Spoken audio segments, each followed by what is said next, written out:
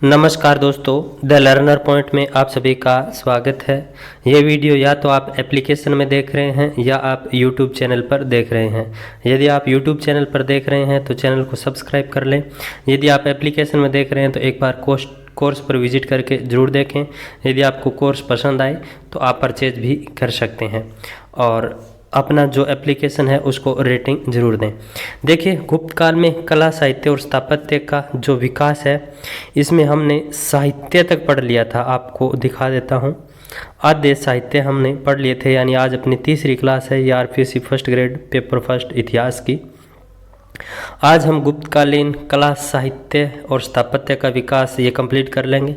अगले वीडियो में हम पढ़ेंगे मुगल कालीन कला, साहित्य और स्थापत्य का विकास।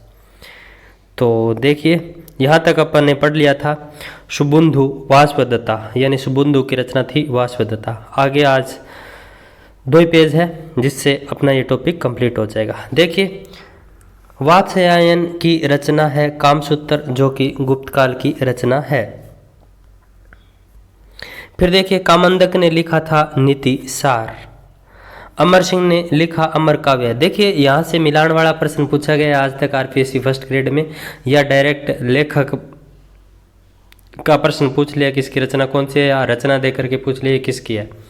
दंडिनी की रचनाएं हैं 10 कुमार चरित और काव्यादर्श। सिद्धसेन की रचना है न्यायावतार, ठीक है, न्यायावतार। चंद्रगोमिनी की रचना है चंद्र व्याकरण।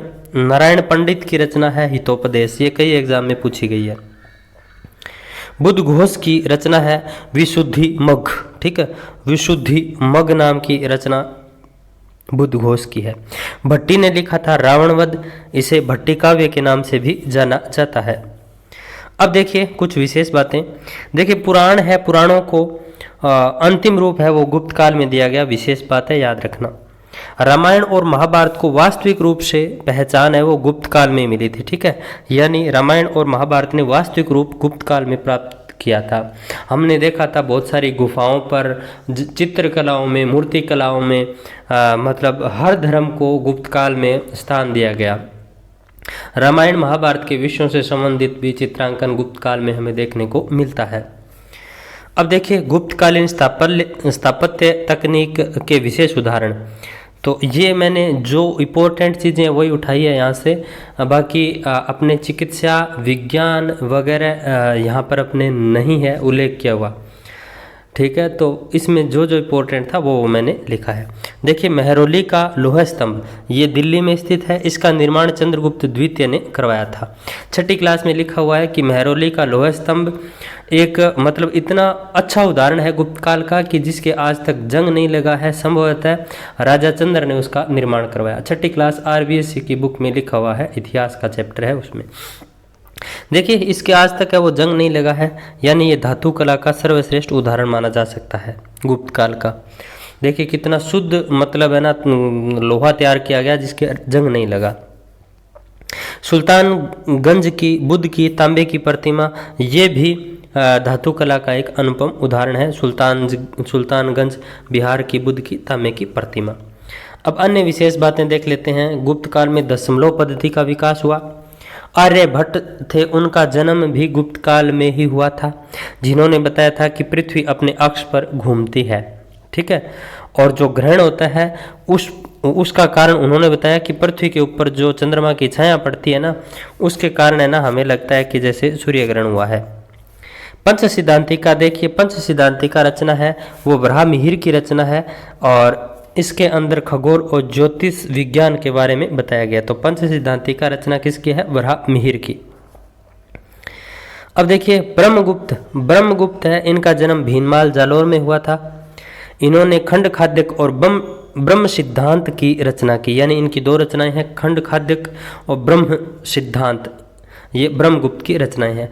ब्रह्मगुप्त ने ही बताया था कि गुरुत्वाकर्षण नाम की कोई शक्ति होती है और गुरुत्वाकर्षण के कारण जो भी चीज़ें होती है, अगर गुरुत्वाकर्षण किसी में है तो वो अपनी ओर खींचता है।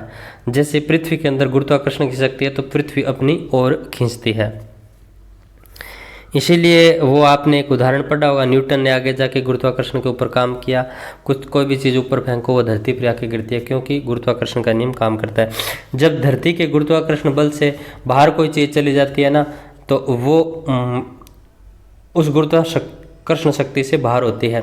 इसीलिए तो रॉकेट वगैरह ये सारी चीज़ें या उपग्रह वगैरह लॉन्च किए जाते हैं ना, तो इतनी फास्ट गति से इनको भेजा जाता है कि पृथ्वी की गुरुत्वाकर्षण शक्ति से बाहर चले जाए।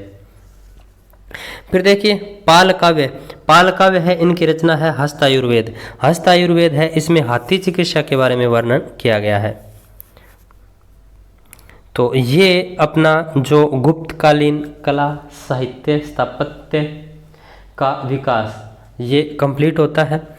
अगले में हम, यानी ये चैप्टर तो ऐसे था गुप्त काल व मुगल काल में कला साहित्य व स्थापत्य का विकास, लेकिन मैंने इसको 2 भागों में बांट लिया। पहले भाग में अपन ने गुप्त काल के बारे में पढ़ लिया, अगले भाग में हम पढ़ेंगे मुगल कालीन कला साहित्य स्थापत्य का विकास।